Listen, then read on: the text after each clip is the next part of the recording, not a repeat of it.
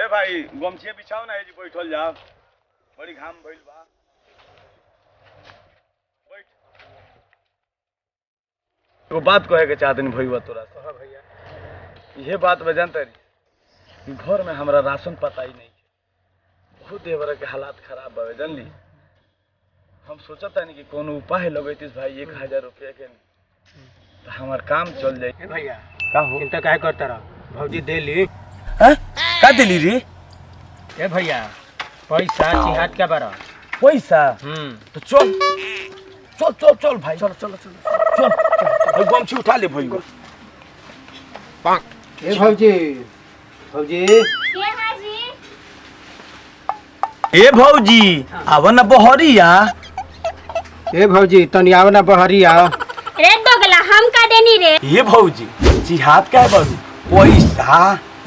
कर्जा का देलू हइलो भेरिया कलस हम वही खातिर रहनी हो ये तनी 1000 रुपया दे दे बहुत जरूरी बा ना ना हमारे पास पैसा नहीं है ना तुम हमरो के पैसा जा तनी चल भाई जा जा जन बुझाई तन कर लिहा भौजी भैया के पैसा ना देली ह चल तनी लो भेरिए के लगे उहे कोनो उपाय लगाई ई दिन तो भई बाबा आवे ये करे के देख के वही नहीं हम देखो तनी का भाई काल बा ठीक बाड़ा नु हमार तो भौजी काम ना कोवी ए भाई एगो काम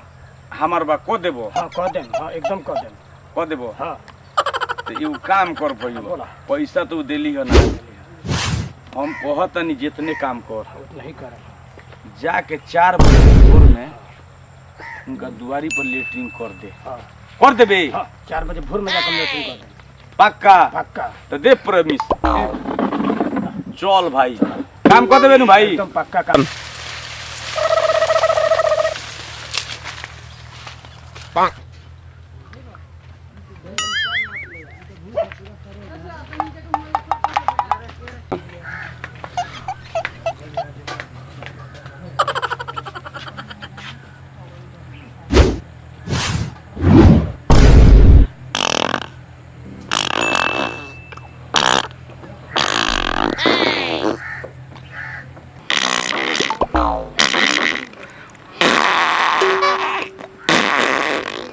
हमार पेट साफ हो गल भैया के काम हो गल अब हम भागत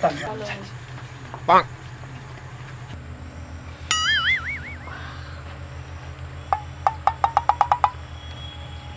अरे ये लेटरिंग ये कौन है जो लेटरिंग करके गइल बा लागत है कि पैसा ना देले रे ई लभलिए के काम हो अच्छा ठीक बा आज तो चल गइल परकल बा तो जरूर काल अइबे करी दीपावली के पहले जंगन गोधन कुटाला उमन ओकर गोधन कूट देम आ ओकर तो व्यवस्था करबे करम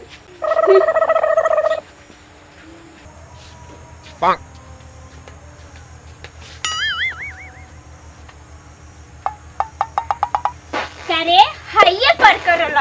रे तोरा इहे थी भइला रे करे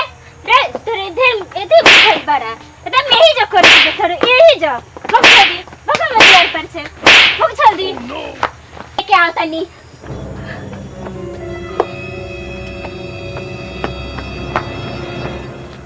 रुक रुक रुक जा तनी मुखिया साहब के बुला के लिए आवे बड़े द्वार पे लेटिंग कर कर के भर देले बारा सन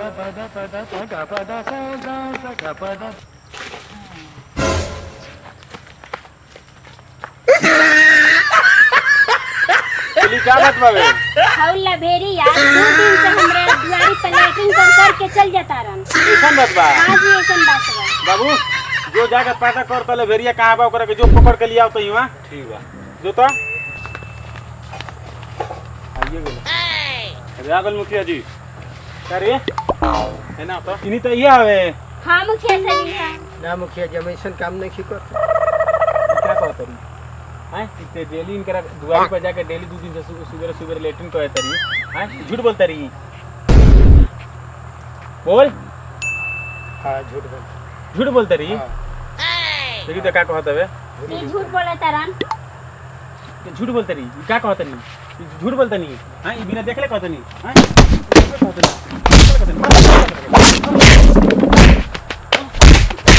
चल दोबारा ऐसा सुन नहीं तो मार के बर्बाद कर दे ऐसे ना आई हम और काम बर हो गइल बा आज ठीक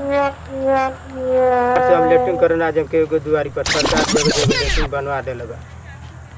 बार से हम लेटरिन में जाम लेटरिन करे हम। नमस्कार भैया। प्रणाम।